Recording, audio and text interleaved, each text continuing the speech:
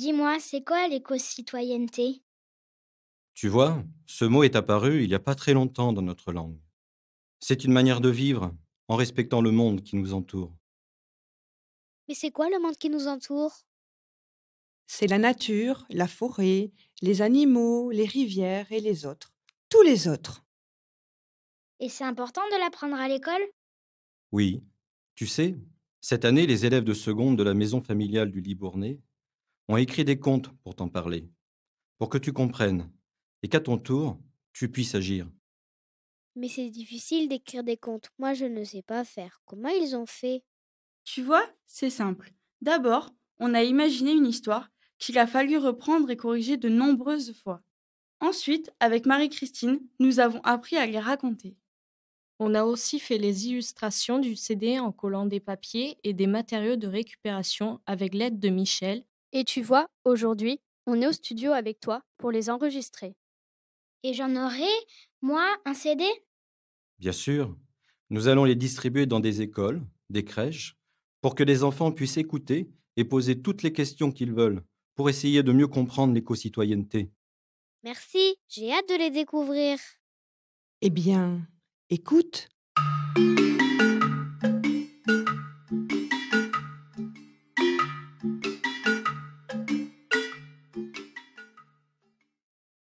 Dans un village pas très loin d'ici, vivait un petit garçon nommé Adam qui avait peur de la nuit.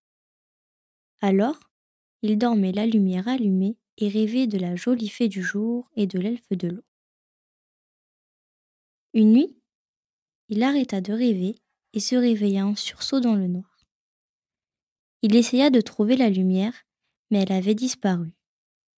Il voyait des ombres qui lui faisaient très peur, alors il se mit à pleurer. Soudain, une jolie luciole lui apparut et vint lui dire: Si tu ne veux plus avoir peur du noir, suis le chemin que mes amis t'indiqueront. Le petit garçon écouta la luciole, sortit de sa maison et alla trouver la lumière éclairée par la lune. En chemin, il rencontra une petite souris verte qui lui dit à son tour: Dirige-toi vers l'endroit où les arbres poussent beaucoup. Adam réfléchit un instant.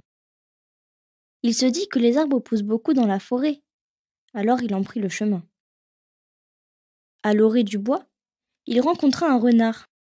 Jusqu'ici, tu as été très courageux, mais il te reste encore du chemin. Suis le sentier qui mène à l'endroit où l'eau coule. Le petit garçon s'interrogea et se dit: L'endroit où l'eau coule, c'est la rivière.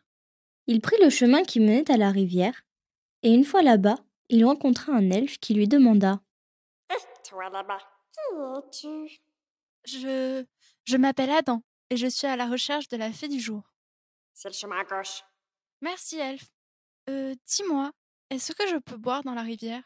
Non, Pourquoi? parce qu'elle souffre, elle est malade. Mais que lui arrive-t-il? C'est à cause de toi et des tiens. Vous ne prenez pas soin d'elle. Vous y jetez vos déchets et vous utilisez beaucoup trop de son eau. Elle est fatiguée, laissez-la en paix. Oh non, pauvre rivière. Je te promets, petit elfe, de ne plus rien lui jeter dessus, de fermer le robinet quand je me laverai les dents, et je ne prendrai plus de bain, mais des douches. Et je dirai à ma petite sœur et à mes amis de faire comme moi. Heureux de la réponse de l'enfant, le petit elfe lui dit: Merci beaucoup, Adam. Fais bonne route. À bientôt, mon ami. Adam continua sa route. Il croisa un lapin. Excuse-moi, petit lapin. Sais-tu où je pourrais trouver la fée du jour? Va où le soleil se lève. Le lapin partit en courant et Adam continua son chemin vers l'est. Après quelques heures de marche, le soleil se levait et soudain, là, au pied d'un grand chêne blanc, il trouva la fée du jour. Bonjour, petite fée. Que t'arrive-t-il? Je n'ai plus de lumière dans ma chambre. J'ai peur, moi.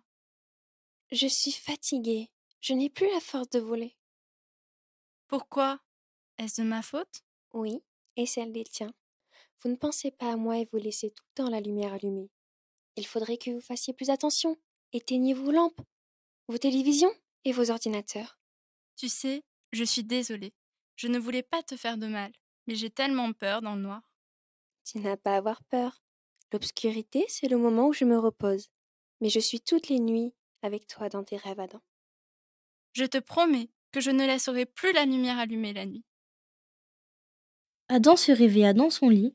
Il n'avait pas dormi avec la lumière, mais n'avait pas eu peur. Il courut le dire à ses parents, puis à ses amis, afin que tous prennent exemple sur lui.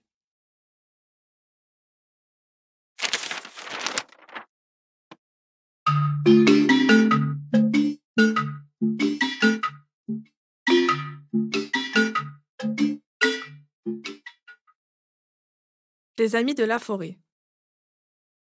Il était une fois, au printemps, une forêt toute calme et verdoyante.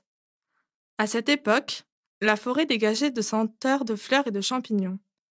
Le muguet, fraîchement éclos, lançait ses saveurs sucrées.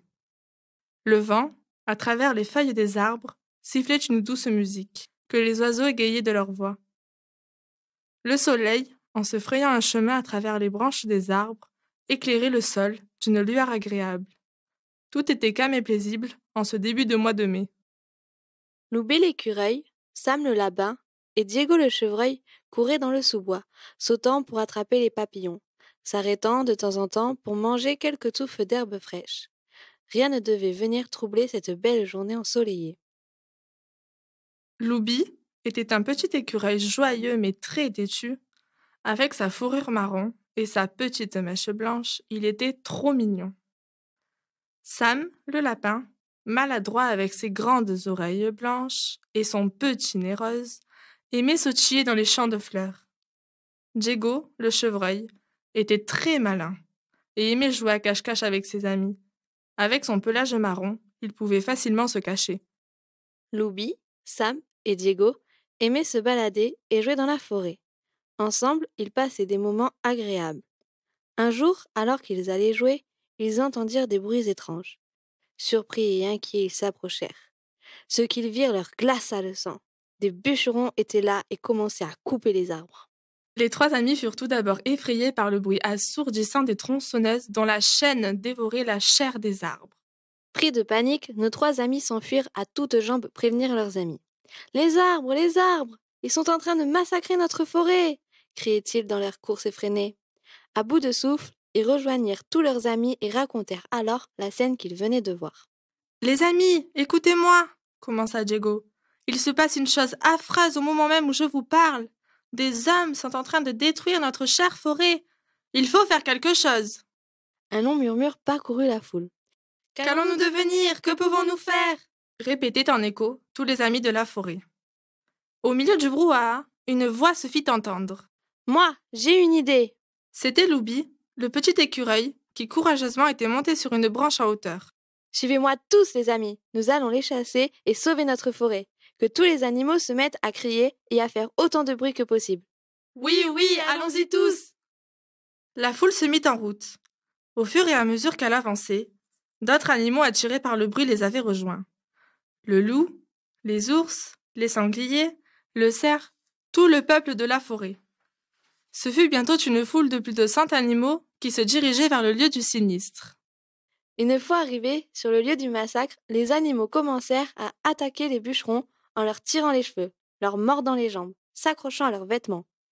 Les bûcherons, harcelés de toutes parts, n'eurent pas d'autre choix que de prendre leurs jambes à leur cou. Ils s'enfuirent, laissant derrière eux tous leurs outils. Les animaux, encouragés par cette première victoire, les poursuivirent jusqu'à l'orée du bois. Au loin, ils virent les bûcherons courir en direction de la route pour retrouver leur voiture. Le silence était revenu dans la forêt. Les animaux victorieux décidèrent de fêter l'événement toute la nuit.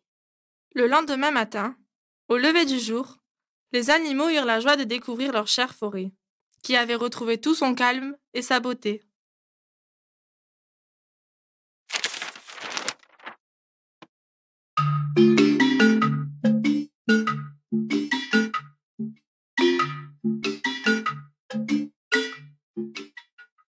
Le ver, la fleur et l'abeille.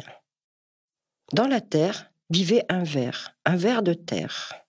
Il était curieux et se demandait ce qu'il pouvait bien y avoir au loin. Aussi, lorsque l'oiseau vint et l'engloutit, il vit là l'opportunité de voir du pays. L'oiseau, lui, prit son envol puis se posa.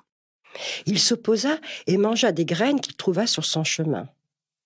Il s'en remplit le bec. Il s'en remplit le bec si bien que dans son envol, une graine lui échappa et atterrit dans un pré. L'oiseau vola alors jusqu'à ce qu'on ne puisse plus voir qu'un point à l'horizon. Puis plus rien.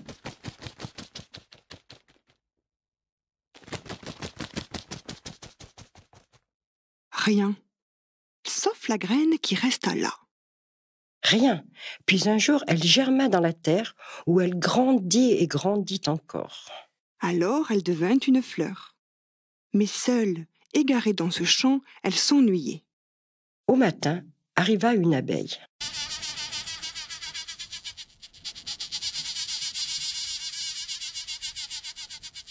Une jeune abeille qui venait butiner le pollen de la fleur.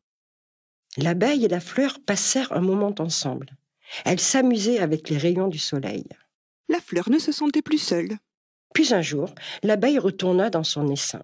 Dans son essaim vivaient des milliers de petites abeilles comme elle. Comme elle butinait les fleurs dans les prés lorsque le soleil brillait. Puis un jour, la fleur se sentit faible, lorsque le soleil ne brilla plus et que le vent l'obligeait à se pencher.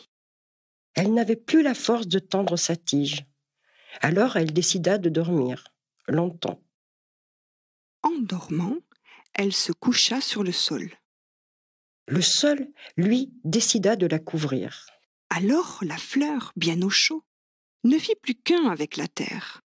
Elle était bien là pour dormir. Puis un jour, dans la terre, attiré par l'odeur de la fleur, arriva un ver de terre. Il était curieux et se demandait ce qu'il pouvait bien y avoir au loin.